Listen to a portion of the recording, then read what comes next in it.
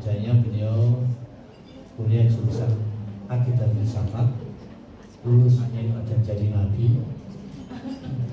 Saya jurusan tafsir hadis.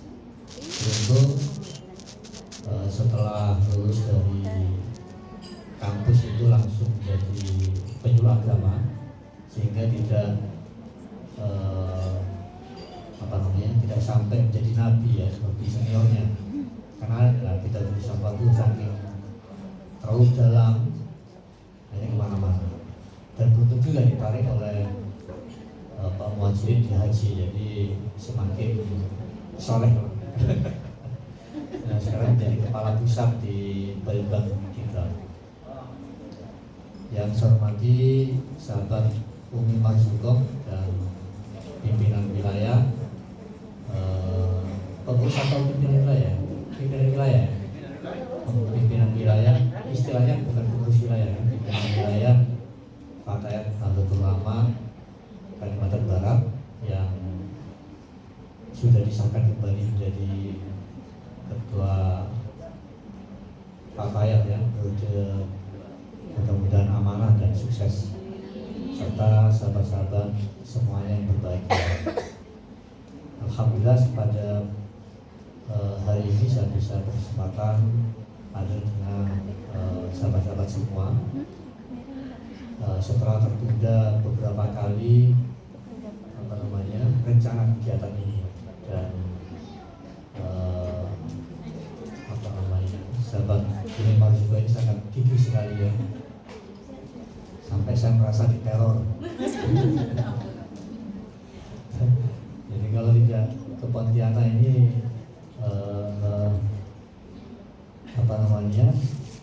akan membuat keretakan hubungan antara persaudaraan antara saya dengan keluarga dia.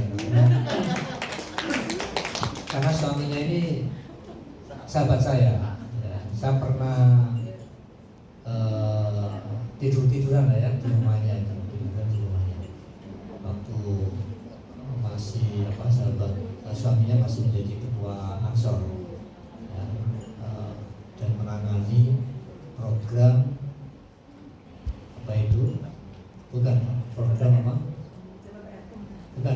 yang masuk seleksi masuk itu, bimbingan seleksi masuk perguruan tinggi negeri. Jadi koordinatornya, dan saya tahu sahabat saya Romawi Martin sangat gigih di dalam mendorong kader-kader muda untuk bisa tembus di PTN. Dan saya kira anak didiknya sudah atau yang dibantu ini sudah sangat banyak.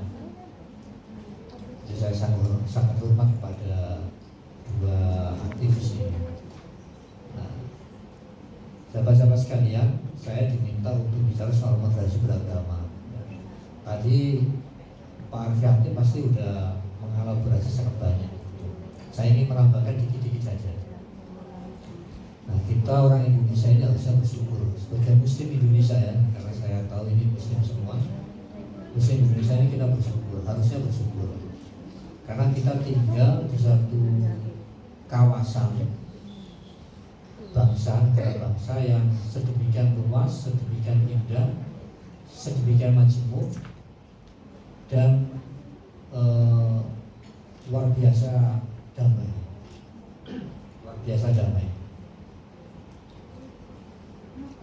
Kita dianugerahi semua hal yang mungkin tidak semua tempat atau negara di dunia itu memilikinya. Ya, alamnya macam-macamnya, ya, alamnya, udaranya, iklimnya, kandungan tanahnya, dan seterusnya. Nah, kita juga dianugerahi masyarakat dengan latar belakang yang berbeda-beda. Nah, yang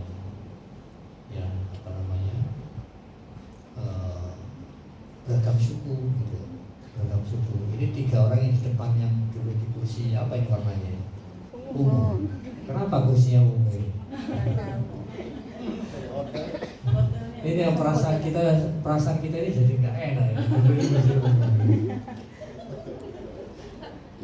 Nah, saya lihat Pak Yatim ini kok agak-agak Hello Kitty jadinya. Karena kursinya umum itu. Jadi dengan beragam yang macam-macam Pak. Argatim ini kan dari Makassar ya, Makassar. Saya Jawa, beliau Gorontalo. Ini ada Madura, ada Melayu, ada mungkin Banjar, ada macam-macam. Ada Dayak ya, dan seterusnya. Jadi sangat beragam. Tapi di dalam keragaman ya, itu kita masih bisa tetap bersatu. Ada nilai-nilai yang menyatukan kita, ya, ada nilai-nilai yang menyatukan kita. Itulah yang kemudian membuat misalnya para pendiri bangsa ini ketika mau mendirikan satu negara itu mencari apa sih sebetulnya mengikat kita. Mengikat kita ini apa? Dirumuskanlah Pancasila kan gitu ya, dirumuskan yang namanya Pancasila. Kalau sahabat-sahabat keliling dari Aceh sampai Papua mengamati tradisi Islam di Indonesia, itu rata-rata sama. Rata-rata sama. Setelah sholat ada wiridannya. Kalau memperingati Maulid Nabi itu ada sholawat yang dibaca dengan langgam, dengan lagu yang mungkin agak beda-beda tapi yang dibaca itu sama. Wiridan juga sama. Ya, wiridan sama. Kemudian misalnya kita baca sholawat badar itu di mana-mana itu sama. Dan tradisi-tradisi yang lain yang sama. Nah, bagaimana tradisi itu kalau kita lihat ya tradisi yang banyak ini yang sebetulnya diantaranya yang mengikat kita, gitu ya, yang mengikat kita. Itu Kongres Fatayat, Kongres Ansor, Kongres PMII, Kongres yang di bawah itu, ya, yang di bawah itu kalau ribut langsung baca sholawat itu berhenti. Kok bisa dibacain sholawat semua daerah mungkin sebagian belum kenal bisa berhenti, ya, bisa berhenti. Dan itu berarti kan ada sesuatu yang mengikat kita sesungguhnya. Sama dengan ketika dalam konteks berbangsa bernegara itu ada Pancasila yang mengikat kita. Ada yang mengikat kita. Nah, kita juga harus bersyukur sebagai Muslim di Indonesia ini karena hari-hari besar Islam ini diperingati keseluruhannya ya, oleh negara yang ini juga berlaku dengan agama-agama lain yang di negara-negara itu belum tentu diperingati. Misalnya tahun baru Islam di sini diperingati, di negara Islam yang lain mungkin diperingati sama. Tapi begitu Maulid Nabi Indonesia diperingati, Arab Saudi tidak memperingati. Isra Mi'raj kita peringati, mungkin di negara Islam yang lain tidak memperingati. Nuzul Quran diperingati. Ya. Itu kalau tidak diperingati dulu di Istana Negara atau di Masjid Nasional atau sekarang di Kementerian Agama Pusat.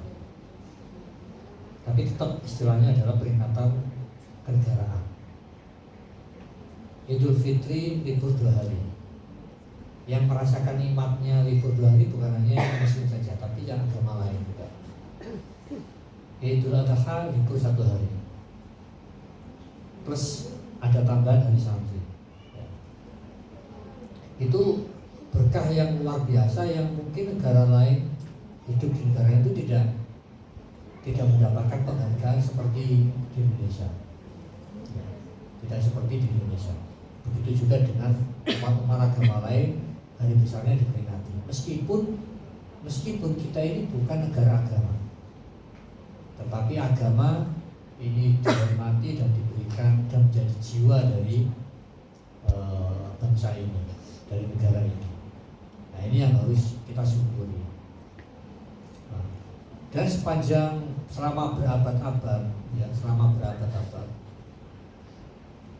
kita hidup dalam satu kerukunan, satu situasi yang sangat baik, yang sangat damai, harmonis.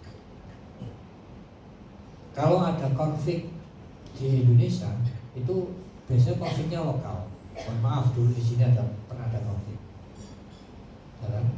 Antara suku Dayak dengan Madura. Tapi hanya di sini tidak ada konflik yang serupa Madura dengan Dayak di Jawa atau di pulau-pulau yang lain. Tidak ada.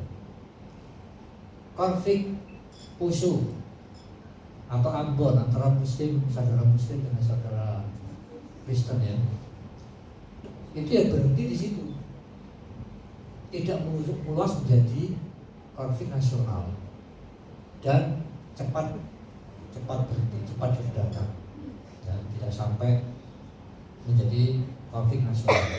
Ini coba bandingkan dengan negara-negara lain di Timur Tengah misalnya, sama-sama satu agama, sukunya juga tidak banyak, tapi konflik itu bisa menjadi konflik nasional, dan bertahun-tahun tidak selesai. Kalau konflik itu artinya kita tidak akan bisa bikin kegiatan seperti moderasi beragama ini. Kalau konflik itu artinya kita tidak akan bisa berfatayatan. Nggak ada itu acara-acara fatayat begini. Sampai memilih sahabat Umi Marzuko 2 kali itu nggak bakal ada. Karena perang, ya kan? Perang dikejar-kejar gitu, fungsi jadi imigran di mana-mana. Karena konflik tidak akan ada pendidikan, tidak ada madrasah, tidak ada sekolah, kita nggak bisa cari pekerjaan dengan baik dan yang lain-lain. Nah, karena itulah sahabat-sahabat sekalian, kita ini sesungguhnya harus bersyukur, sangat bersyukur bisa hidup di satu komunitas yang besar ini, negara bangsa yang besar ini dengan damai, meskipun kita ini sangat macam, ya, kita sesama pasangan suami istri saja itu perbedaannya banyak. Cara mencet odolnya aja beda, ya kan? Mungkin yang suaminya mencetnya dari tengah, yang istrinya mencetnya dari bawah, hanya ribut itu. Kalau mencet itu dari bawah, jadi nanti habisnya itu rapi gitu. Kalau suami ya asal pencet aja kan, itu aja udah bisa bikin ribut. Suami istri hanya urusan mencet odol. Apalagi urusan yang lebih besar, bagaimana orang ini bisa makan, bisa mendapat penghidupan yang baik dalam sebuah kawasan yang dihuni oleh 280 juta manusia dari beragam suku, dari beragam agama, dari beragam latar belakang. Nah, ini anugerah yang luar biasa. Harus kita syukuri betul. Ya, kita nggak bisa bayangkan bagaimana kalau kita itu berkonflik terus-menerus atau berperang satu sama lain. Nah, ini syukur yang luar biasa. Nah, syukur kondisi inilah yang harus tetap kita jaga. Ya, kondisi ini yang harus tetap kita jaga. Nah, karena itu ketika ada, mungkin tadi disampaikan oleh Pak Arfi, ada fenomena yang mulai berkembang di masyarakat di dalam keberagamaan, yaitu fenomena orang beragama secara ekstrim atau berlebihan, ya, sehingga ini mengganggu harkat kemanusiaan. Ini fenomena ini. Ini contohnya ada satu keluarga di Surabaya, bapak, ibu, anaknya kalau nggak salah 3, kompak mati dengan cara bom bunuh diri. Ya. Ini mereka bukan karena faktor ekonomi, karena orang kaya, bukan karena pendidikannya rendah, karena orang tuanya ini orang yang pintar, tapi karena pandangan keagamannya yang ekstrim. Ibaratnya lingkungan saya ini sudah bukan lingkungan Islami, sudah bejat semua. Sudah bejat semua. Pemerintahnya adalah pemerintahan yang kafir, tauhid, macam-macam gitu ya. Tidak berhukum pada hukum syariat yang mereka pahami dan seterusnya. Karena itu mereka ingin melakukan protes, ingin merubahnya itu dengan cara berbunuh diri. Yang berubah bukan negaranya, tapi diri mereka sendiri yang berubah. Dari utuh menjadi tidak utuh, kan begitu. Alhamdulillah. Ini ada kondisi dan banyak cerita-cerita yang lain. Nah, fenomena kedua adalah ada di sebagian masyarakat kita yang merasa pandangan keagamannya itu paling benar dan mengklaim itu yang paling benar, yang lain salah. Ya. Misalnya di Jogja, orang baca sholawat mau dibubarin, padahal itu tradisi yang sudah bertahun-tahun. Orang tahlilan mau dibubarin, padahal tahlilan itu adalah satu tradisi yang justru mengikat masyarakat kita menjadi tetap kompak, tetap utuh. Coba kalau kita ingat-ingat tahlilan. Tahlilan itu semuanya duduk di tempat yang sama. Yang diundang semua lapisan masyarakat, gak mandang kaya, miskin, tua, muda, pokoknya dia anggota dari keluarga, dari kampung itu diundang. Agamanya apa juga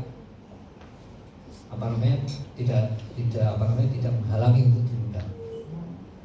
Ada yang memimpin baca doa, yang doa yang dibaca sama. Ya. Pulang bawa berkat yang sama. Kecuali yang memimpin tahlil paling dua berkat. Gitu.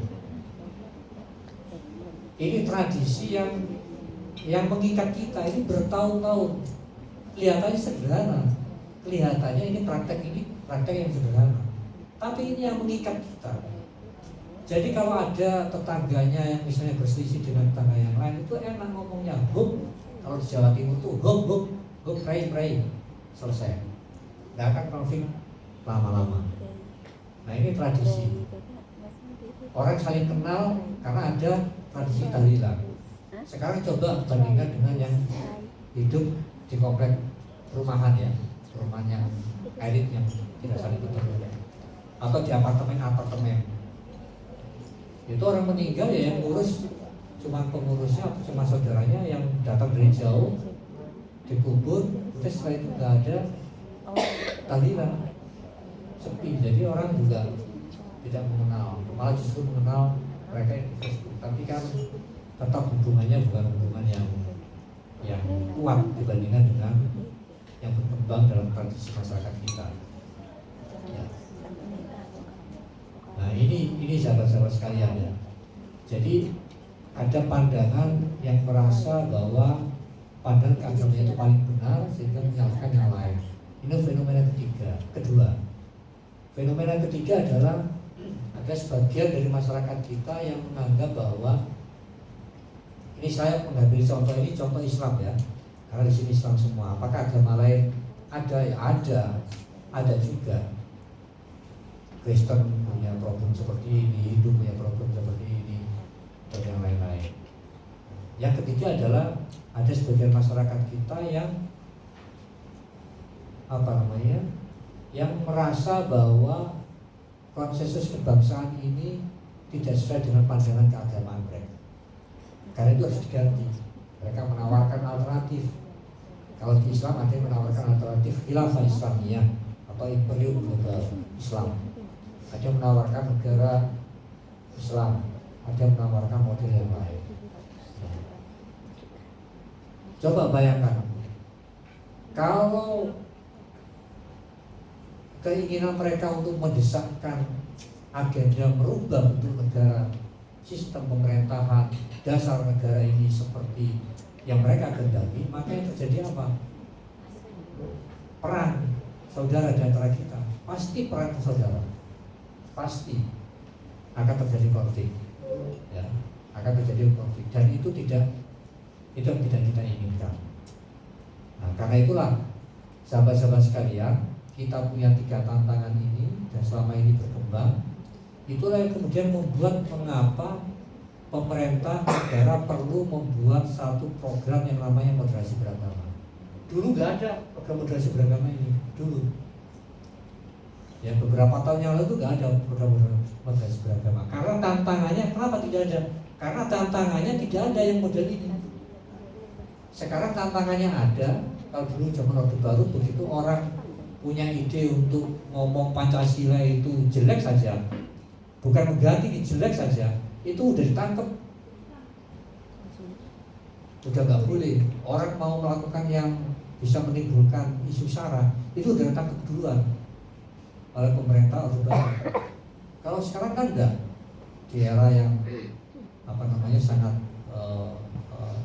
di alam yang reformasi, di demokrasi, enggak ditangkap sampai dia terbukti melakukan tindakan yang melanggar hukum. Nah, jadi ini fenomenanya. Karena ada fenomena baru seperti ini, maka perlu ada moderasi beragama. Nah, moderasi beragama itu maksudnya adalah memastikan semua warga bangsa ini memiliki cara pandang, sikap, dan praktek beragama dalam kehidupan bersama yang mengejawantahkan esensi dari ajaran agama. Esensi ajaran agama itu apa? Menghargai harkat kemanusiaan dan membangun kemaslahatan umum. Itu esensinya. Semua agama punya esensi ajaran agama ini, ya, dengan prinsip yang dilakukan secara seimbang, adil, dan sesuai dengan konstitusi negara kita. Itu moderasi beragama. Jadi kalau kita punya cara pandang, sikap, praktek beragama dalam kehidupan privat yang ekstrim untuk privat, silahkan. Misalnya praktek beragama, saya di sholat, pokoknya saya ingin sholat itu terus-terusan 24 jam sekuatnya saya. Kenapa? Karena lagi galau, habis putus. Galau nih, kan obatnya itu adalah sholat, kan gitu kan. Sholat dan zikir. Pokoknya saya lagi putus, saya mau sholat terus-terusan. Untuk pribadinya ya boleh, tapi kalau maksa orang lain, kamu kan putus, kamu harus sholat, nah itu tidak boleh. Makanya cara pandang, sikap, praktek beragama ini dalam kehidupan bersama itu harus menjalankan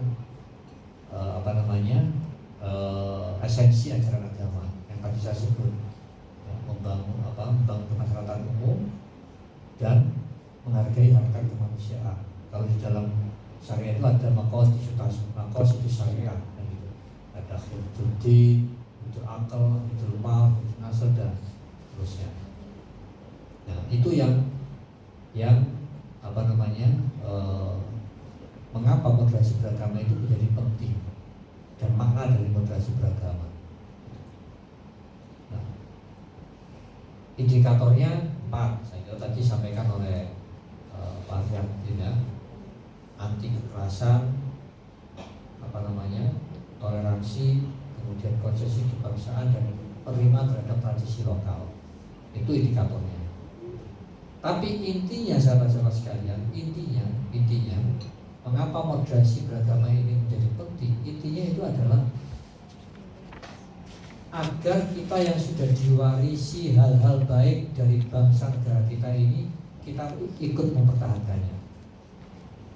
Kita itu sudah diwarisi hal baik, negara yang sangat damai, masyarakat yang sangat baik, ya. Kita ini punya diberi satu lingkungan di mana potensi-potensi terbaik kita ini bisa dimunculkan.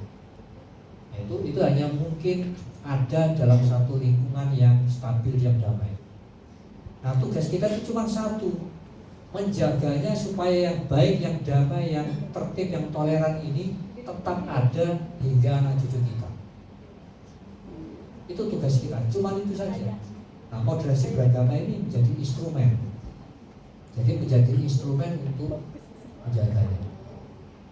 Nah, kalau kita adakan di hotel, kok ini kan biaya mahal nih, ya memang mahal, menjaga ini mahal.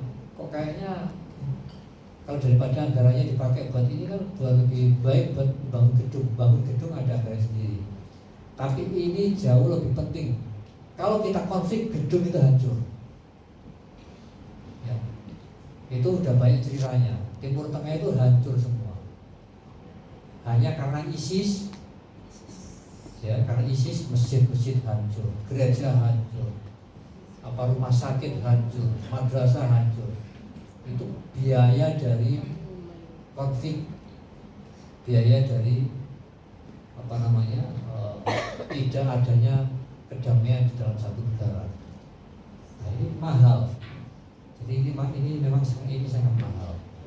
Nah, karena ini menjaga sekuat tenaga pemerintah menjaga, mungkin 5-10 tahun ke depan fenomena yang saya sebut tadi 3 itu tidak ada, mungkin akan ada tantangan-tantangan baru dan mungkin akan ada program-program baru.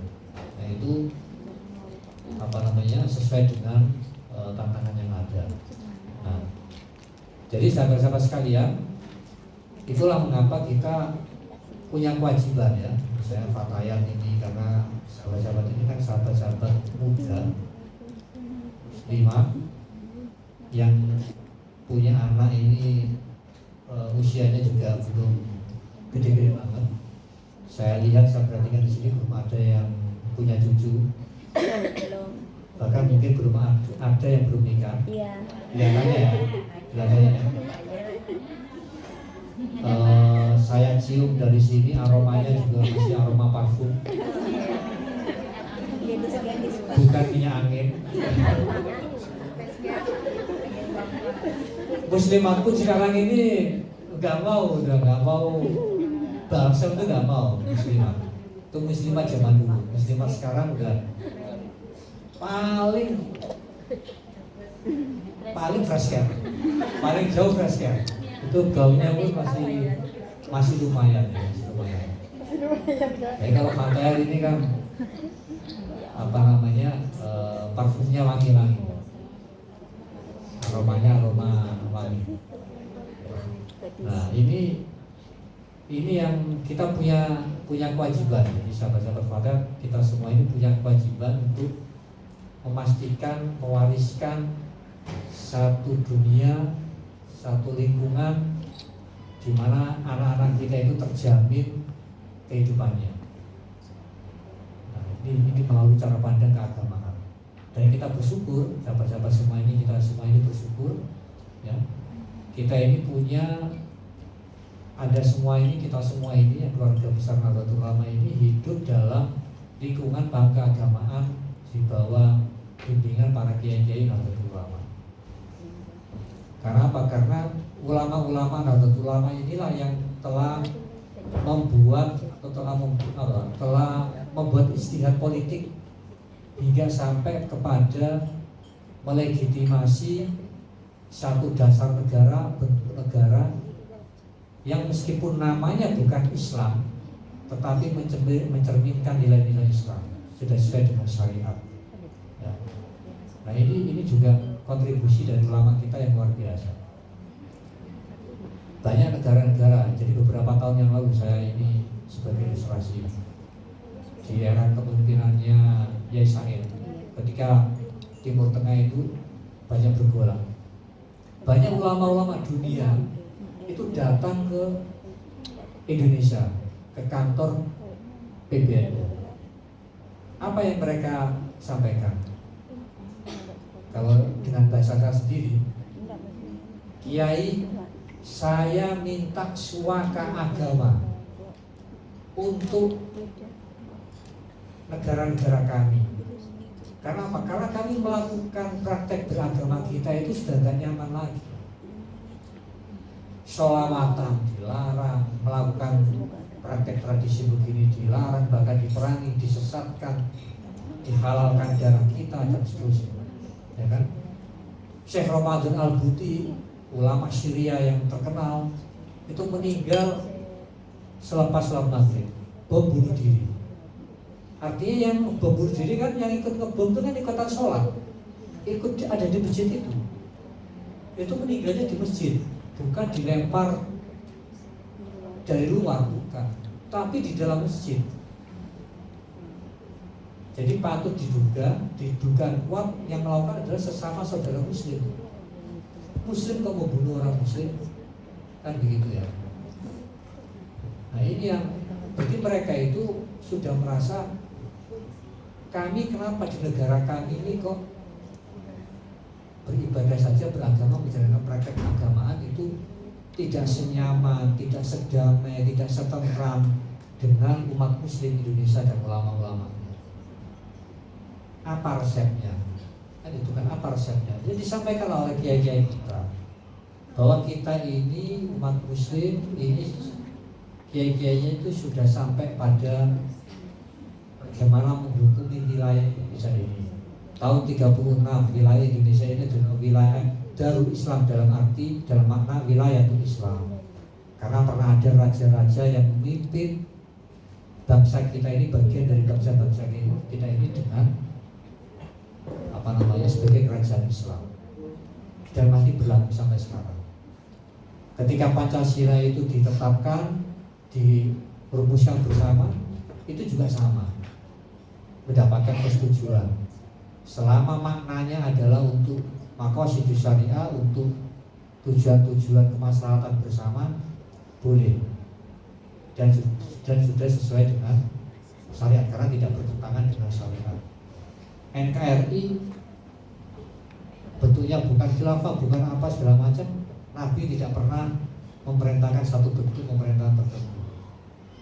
Jadi boleh, selama membawa kepada kemaslahatan. Ini istiadat baru yang tidak akan sahabat-sahabat temukan di turos manapun, ya, yang pernah diproduksi oleh ulama-ulama Islam. Tidak ada. Pancasila itu tertulis di situ negara model republik itu seperti itu, belum ada modelnya. Tapi kenapa ulama kita sampai pada kesimpulan seperti ini, istiadatnya itu, dan inilah yang kita rasakan. Coba kalau kita sepakat sebagai negara Islam, maka Papua akan bisa, mungkin sebagian Maluku akan bisa, Sulawesi Utara mungkin bisa. Jadi kita punya saudara di Gorontalo, tapi dulu Gorontalo masih bagian dari Sulawesi Utara, mungkin sudah menjadi negara sendiri. Dan kalau sudah jadi negara sendiri, kita mau berdakwah ke daerah-daerah situ, itu pasti pakai visa. Pasti pakai visa, akan lebih sulit lagi.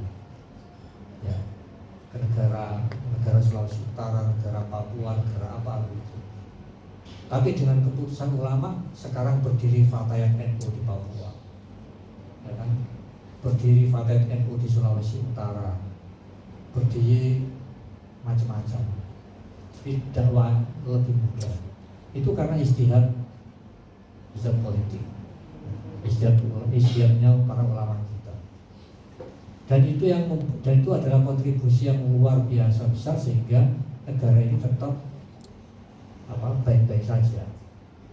Nah, tadi itu yang jadi bandingkan dengan umat Islam dan ulama di negara-negara lain yang berada dalam situasi ketegangan yang luar biasa. Nah, ini yang siapa-siapa yang harus kita syukuri, harus kita jaga, supaya bangsa dan negara kita ini selalu mendapatkan rahmat dari Allah dan selalu tetap damai, tentram, dan ikhtiar moderasi beragama ini adalah sebagai salah satu ikhtiar kita untuk menjaga Indonesia yang turut dimerdekakan oleh dan turut didirikan oleh ulama kita ini tetap lestari, tetap terjaga. Demikian, kurang lebihnya mohon maaf. Jika ada kekurangan mohon dimaafkan, dan jika ada yang baik mudah-mudahan bisa bermanfaat. Demikian, wassalamualaikum warahmatullahi wabarakatuh. Waalaikumsalam warahmatullahi wabarakatuh.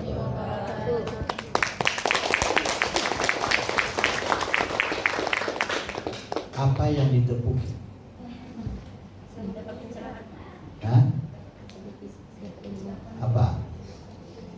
Paham semua? Jangan gugup ceritanya begitu. Itu bukan semua.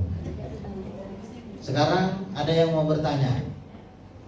Wih, yang di belakang. Saya suka ini ada sahabat-sahabat muda ini begini. Silakan dibantu mic-nya ke belakang. Ada satu di atas. Ada, sudah ada.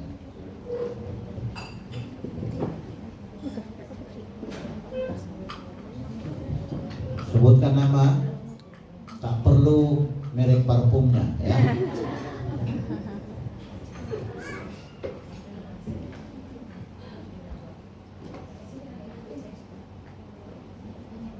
Dari saya.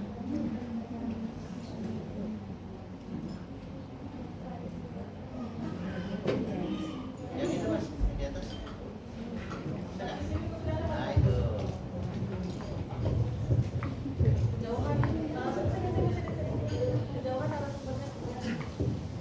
Cip.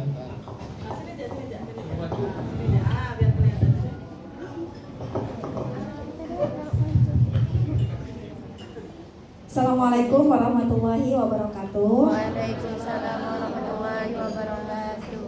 Perkenalkan, nama saya Putriana. Saya salah satu pengurus di PW Fatayat NU Kalbar. Ini kita berbicara tentang penguatan moderasi beragama, potret multikulturalisme dan moderasi beragama di Kalimantan Barat. Jadi kalau misalnya kita mau merawat multikulturalisme itu adalah diperjuangkan dengan rasa toleransi dengan sesama gitu. Nah, Singkawang itu beberapa kali ya pernah mendapatkan anugerah kota tertoleran se-Indonesia. Dan pada waktu itu kami perwakilan beberapa aktivis dan akademisi mencoba untuk bagaimana Pontianak juga mendapatkan anugerah sebagai kota tertoleransi. Kenapa? Karena memang Pontianak adalah ibu kota Kalimantan Barat dan Pontianak adalah pusat perdagangan, jasa sosial dan budaya.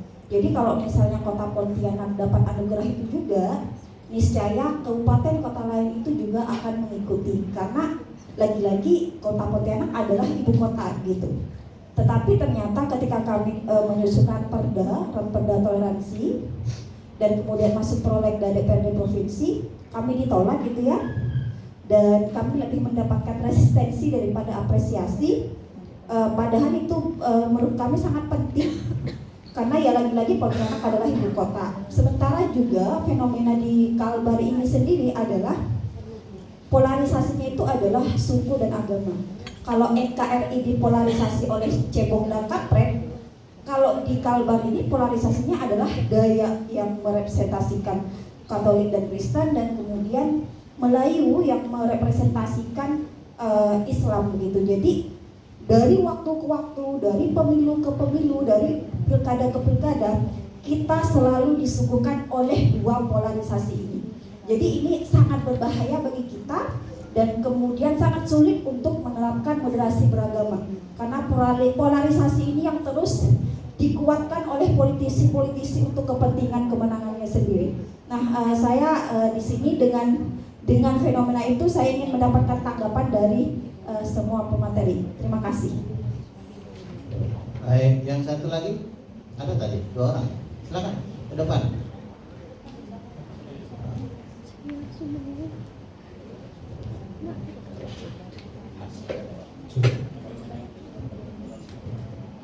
Terima kasih. Assalamualaikum warahmatullahi wabarakatuh. Waalaikumsalam. Nama saya Iin Frida. Langsung saja sih simpel pertanyaannya mengenai negara Indonesia kan bukan termasuk negara agama ataupun negara sekuler, di mana negara Indonesia merupakan negara Pancasila, benar ya? Nah, pertanyaan saya, bagaimana negara Indonesia menanggapi warga negara Indonesia yang dia tidak memiliki keyakinan kepada Tuhan maupun agama, tapi karena dia tinggal di Indonesia dia harus menganut salah satu agama untuk identitasnya. Mungkin bagi sebagian orang ini adalah pertanyaan yang kurang penting, tapi bagi saya ini mungkin cukup penting karena di lingkungan saya pribadi itu ada dan gimana cara menanggapi hal itu khususnya untuk kehidupan sehari-hari. Ada kepercayaannya. Kepercayaannya Ya, tidak. benar. Jadi lebih ke agnostik atau ateis seperti itu. Nggak tahu kamu kok gemetar ya? Itu takut kan itu kamu tidak. Jadi gimana sih, mungkin simple ya, mungkin nggak terlalu penting ya karena kita mayoritas negara beragama kan, jadi itu minoritas di Indonesia. Tapi gimana kalau misalnya itu ada di circle lingkungan kita? Ya baik. Assalamualaikum warahmatullahi wabarakatuh. Masih ada lagi? Ya. Silakan. Satu lagi ya. Ya.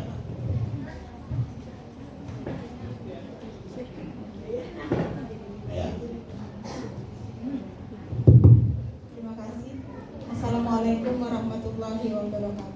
Waalaikumsalam warahmatullahi wabarakatuh. Perkenalkan, nama saya Yudi. Saya adalah salah satu anggota dari PAC Pontianak Selatan.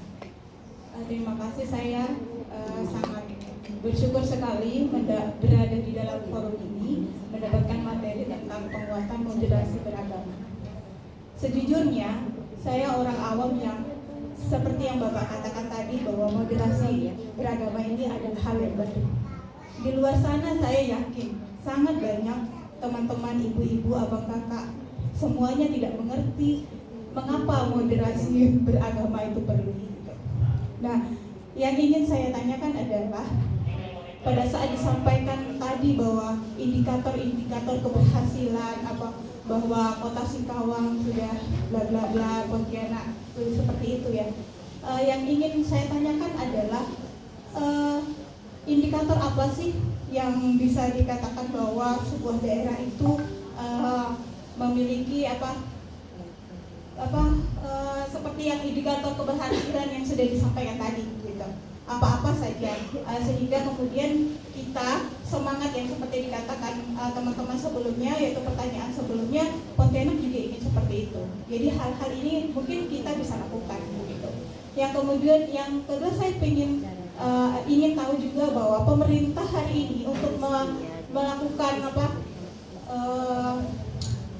katakan tadi ingin sosialisasi tentang penguatan moderasi beragama ini penting untuk kedamaian bangsa. Ini apa saja yang sudah dilakukan selain melalui forum-forum ini?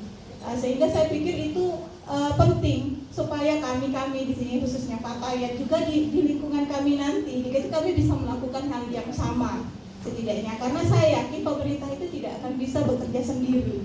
Perlu masyarakat yang turut andil berperan serta melakukan hal yang sama begitu. Dan saya pikir metode-metode yang dilakukannya mungkin lebih bisa sederhana dan menjangkau serta masif, sehingga semua masyarakat yang mungkin sudah menjadi target pemerintah harus sekian persen harus memahami itu bisa terlaksana. Mungkin demikian saja. Assalamualaikum warahmatullahi wabarakatuh. Waalaikumsalam warahmatullahi wabarakatuh. Dengan bertanya berarti semua sudah paham tentang moderasi. Karena sudah bisa punya kesempatan bertanya. Karena kalau tidak aman, jangankan bertanya, hadir di sini pun tidak bisa, kata Pak Gus Agung tadi. Jadi ini ada 3 Gus. Yang pertama itu terkait dengan polarisasi. Ya. Kalau terkait Kota Singkawang menjadi kota tertoleransi nomor 1 di Indonesia, itu versi setara, ya, versi setara, dan tentu tidak semua kabupaten kota diteliti. Itu ada sampel-sampelnya, yang ada nilai-nilainya. Nah, itu ada persyaratannya. Tapi yang penting kita semua aman. Itu dari Putriana. Yang kedua dari Putriani mungkin ya. Siapa namanya? Jadi mungkin itu terus terkait dengan penetapan status kalau bikin KTP. Nah, dulu kan harus ditulis agama kan? Nah, sekarang aliran kepercayaan juga sudah bisa ditulis. Jadi kalau tadi gimana? Kira-kira hidup di Indonesia, apakah boleh orang yang tidak mengakui Tuhan atau tidak bertuhan hidup di sini? Nah, itu pertanyaannya. Jadi tidak ada harus menulis agama. Sekarang kan bahkan di KTP itu agama mungkin harus dikeluar, tapi sekarang agamanya ada, tapi aliran kepercayaan atau kepercayaan kepada Tuhan, nah itu juga ditulis. Yang ketiga ini terkait kegiatan-kegiatan apa saja yang dilaksanakan terkait dengan moderasi beragama. Selain ngumpul-ngumpul kita seperti ini, nah kita dengarkan dulu dari Gus Adam. Silakan Gus. Ini pertanyaannya berat-berat ya. Berat ringan Gus. Berat. Apa? Ringan berat. Ringan bagi yang bertanya, berat bagi kita yang menjawab.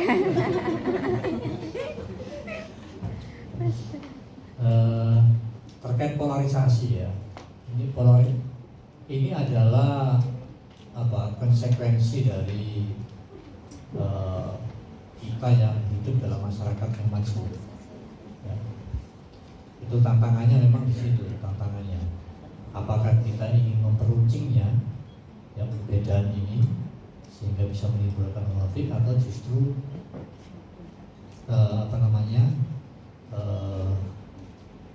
mendekatkannya yang berbeda-beda ini, ya, mendamaikannya, ya, saling memperkenalkan, mendekatkan di antara dua kelompok ini. Dan itu bisa dilakukan dalam hal yang sangat sederhana, ya. Pertemuan-pertemuan yang yang tidak dibatasi oleh, tidak difokuskan atau tidak dibatasi oleh hanya satu kelompok tertentu, itu penting. Kemudian kalaupun kegiatan-kegiatan yang harus melibatkan semuanya, itu penting untuk dilakukan. Jadi sebagaimana saya contohkan tadi dengan tahlilan, kita ini diajarkan satu metode, tradisi oleh leluhur kita. Bagaimana mengikat, ya, mendekatkan di antara semua masyarakat yang itu mungkin berlatar belakang berbeda, dan hasilnya adalah bangsa yang utuh, yang toleran seperti ini. Itu kan metode. Harusnya ini menjadi pelajaran bagi kita untuk menerapkannya dalam banyak hal, contoh-contoh yang berbeda. Saya ingin menjawab dengan saya ingin mencontohkan dengan contoh misalnya di organisasi. Karena saya Sekjen Ansor, dulu saya ingin cerita di Kalimantan Barat ini ketuanya dan pengurusnya itu rata-rata orang Madura, ya, Budi ya, orang Madura. Yang suku lain sedikit sekali. Nah, karena itu ketika Ketua Ansor, si Ajun, dan sebelumnya Nurdin menyusun pengurus, karena saya masih sekjennya, saya paksa. Saya tidak akan SK kecuali saya tahu di situ ada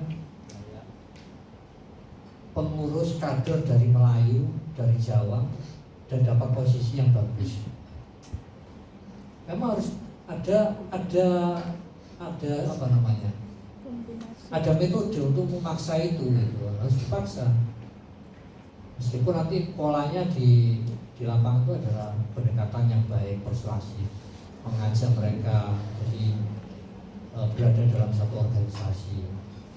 Akhirnya kan mungkin ketuanya itu Madura, sekretarisnya bisa Melayu, kasat kerja bansernya bisa Jawa, bisa begitu. Meskipun sebagian besar mungkin separuh atau kurang dari separuh itu Madura, tapi sudah ada mulai perubahan. Nah, saya kira nanti Bu Marzuko ketika menyusun sahabat Umi Marzuko ini, ketika menyusun kepengurusan di tingkat PW Fatayat, ya, itu saya kira penting untuk cari ini, mana kader-kader yang NU yang Melayu masukkan, yang Jawa masukkan, Madura masukkan. Nah, ini kan cara kita untuk menjaga kebersamaan. Jadi soal kemajemukan itu mau kita peruncing jadi polarisasi dan seterusnya bisa saja. Tapi kita kan nggak mau itu. Kita maunya bisa bersatu di dalam kemajemukan. Nah, ini semangat yang diturunkan dan diwariskan kepada kita kan seperti itu. Dalam event politik, ya Fatah harus bikin kegiatan-kegiatan yang misalnya yang mengedukasi masyarakat supaya mereka ini tidak terpecah belah oleh alasan suku maupun agama. Itu penting. Karena Fatah ini bukan organisasi politik. Fatah ini adalah organisasi kemasyarakatan, keagamaan yang punya tugas, punya misi. Misinya adalah menegakkan, memastikan keberlangsungan Islam Ahlussunnah wal Jamaah, Islam rahmatan alamin itu ada. Jadi kalau nilai-nilai rahmah itu tidak ada dalam dalam masyarakat kita, itu berarti ada ada tantangan yang harus dihadapi oleh Fatayat. Nah, ini misi kita gitu. Jadi itu bagaimana mengatasi polarisasi. Yang kedua soal di masyarakat yang mungkin ada fase di mana dia tidak meyakini satu agama atau bahkan tidak meyakini adanya Tuhan. Ya. Kalau dia percaya Tuhan, saya percaya Tuhan tapi saya tidak beragama, atau saya memang sama sekali tidak percaya Tuhan. Kepada yang orang demikian memang tetap harus dihormati sebagai manusia. Kan nggak bisa kita, oh kamu nggak percaya Tuhan, langsung di eksekusi atau persekusi. Kan tidak bisa begitu.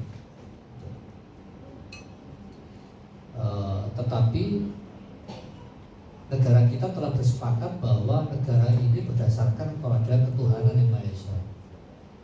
Ya, pada ketuhanan yang Maha Esa. Karena itu warga negaranya atau negara ini harus melindungi dan memberikan kebebasan berkeyakinan, beribadah kepada semua warga bangsa dan memfasilitasinya. Gitu. Ini posisi kita. Jadi posisi kita adalah dan itu tantangan kita bagi umat beragama untuk mendakwakan agama, karena di dalam jangankan dengan yang lain, tapi di internal kita sendiri kan penting untuk memberikan wawasan keagamaan yang baik ya. Karena katakanlah mungkin Fatayat ini kader-kader kita sendiri mungkin ada yang kurang memahami tentang agama atau baru belajar beragama dan sebagainya. Itu kan tantangan ya. Tantangan bagi kita, justru itu menjadi tantangan.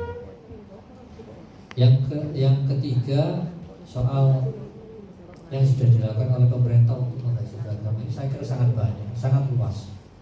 Karena inti dari atau indikator keberhasilan mengkaji beragama itu kan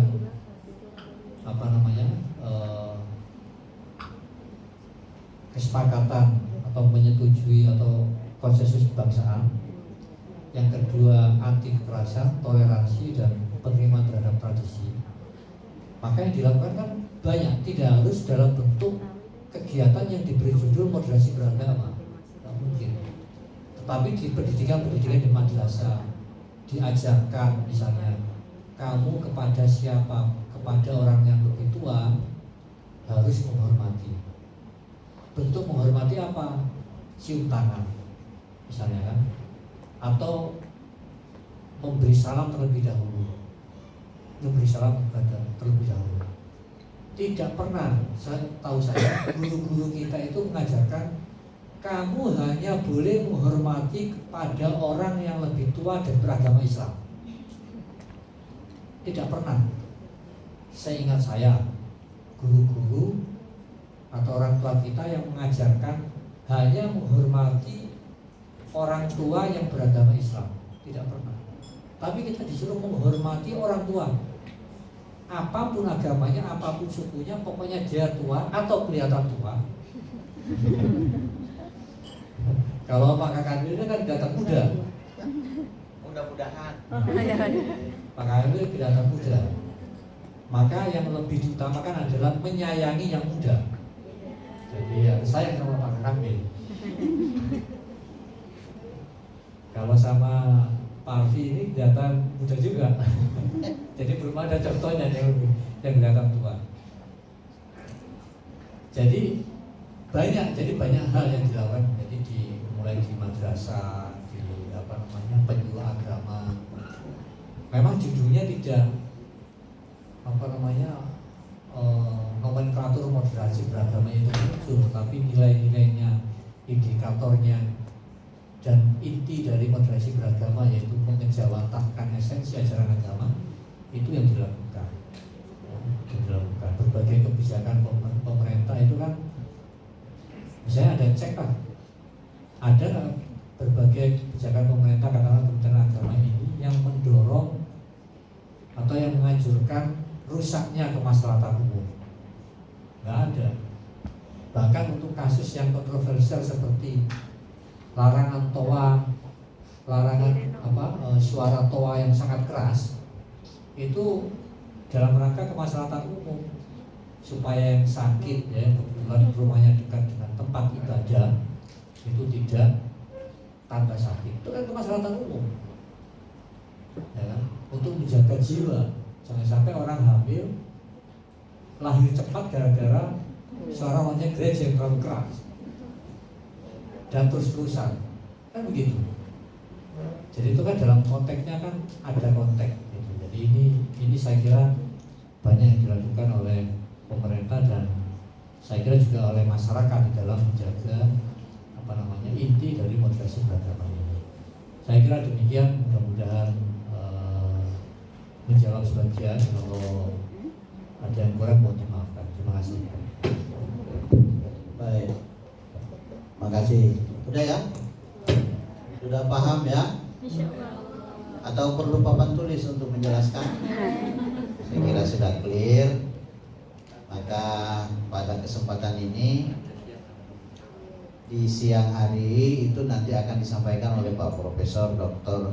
Kiai Haji Wajidi, guru besar pada IAIN Pontianak.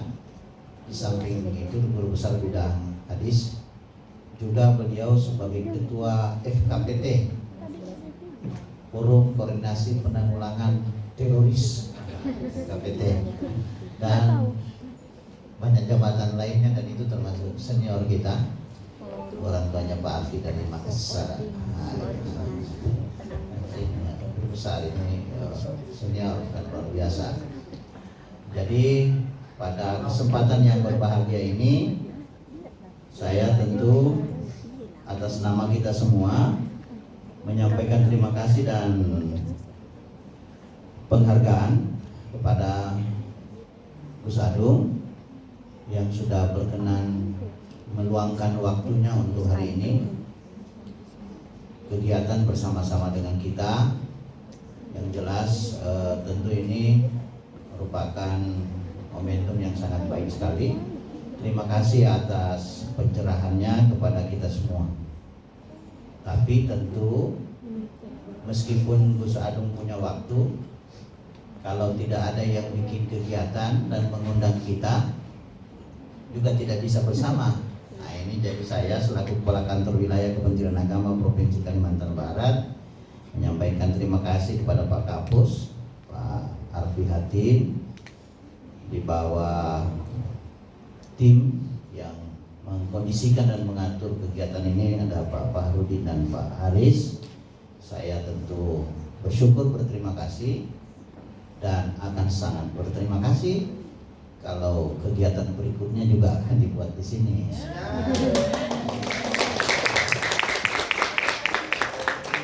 Ya, kalau hari ini kita buat kegiatan di dalam ruangan, mungkin besok kita berkegiatan diskusi FGD sambil berlayar ya, di Sungai Kapuas.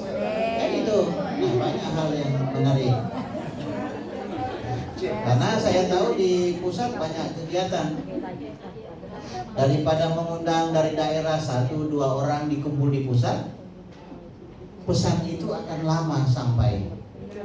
Tapi itu bisa berpuluh-puluh tahun. Tapi kalau kita datang ke provinsi dengan satu kegiatan tapi menghadirkan semua unsur di provinsi itu, insya Allah kegiatan itu akan segera.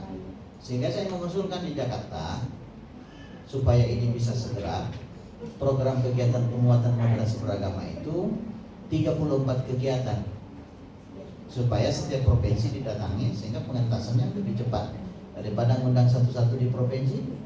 Apalagi kalau yang diundang dari kota, kapan dia bisa ke Kapuas Hulu? Perjalanannya 20 jam. Itu sampai dia pensiun dari dunia belum sampai ke sana nanti sosialisasi. Itu. Jadi kalau Bapak terbang dari Jakarta, saya berangkat dari sini, saya baru sampai di Sintang, Bapak mungkin sudah pakai ihram di sana. Nah itu. Jadi 20 jam. Ya sekali lagi terima kasih Pak Arfi dengan tim dari sana. Insya Allah nanti ada kegiatan-kegiatan berikut kami juga dengan senang hati. Hari ini mungkin dengan Pak Tayat, mungkin besok dengan Muslimat, ya. Berikutnya dengan Muslimin. Jadi kalau kan ada Pak Tayat, saya senang itu. Terus kalau memang harus dengan sahabat-sahabat Pak Tayat, karena masih dalam tingkatan Bulgari, Hermes, ya. Nah, kalau atau kemudian nanti Pak Arfi dibilang muda, saya muda, ya mudah-mudahan. Tapi kalau mudah tergoda, itu bahaya. Nantilah kita ketemu lagi ya. Yang penting hari ini kita menerima utuh materi dari Pak Arfi dan terutama tadi dan terakhir dari Pak Gus Adung. Saya tidak mengotak-atik lagi materi tadi nanti. Nanti kalau saya lagi menjelaskan, nanti bilang untuk apa Gus Adung kesini kalau Bapak yang banyak bicara. Saya kira demikian kita akhiri semua dan kita doakan mudah-mudahan proses berjalan bagus. Gus Adung, Pak Arfi nanti waktunya kembali dengan lancar, aman sampai ke pangkuan Ibu Pertiwi masing-masing. Mari kita akhiri dengan baca hamdalah. Akhirnya Allah muwafiq ila aqwamit thoriq. Wassalamualaikum warahmatullahi wabarakatuh. Waalaikumsalam warahmatullahi wabarakatuh. Luar biasa sekali hari ini. Silakan kawan-kawan berdiri dulu, kita mau foto bersama. Ini adalah momen luar biasa dan momen langka, tapi insya Allah tidak akan langka lagi. Saya sudah membeli kamera yang bisa mengambil semua.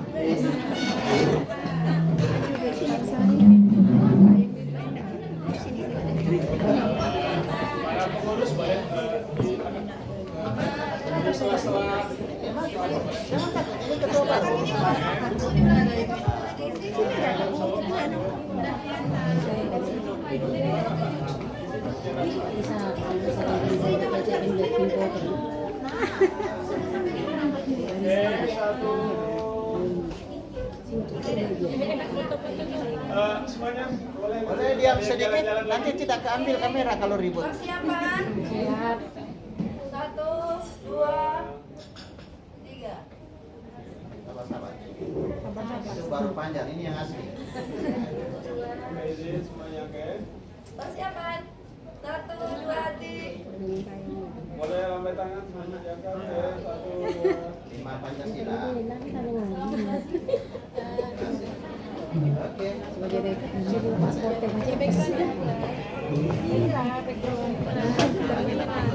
Baik, kawan-kawan sahabat-sahabat semuanya, terima kasih kami ucapkan.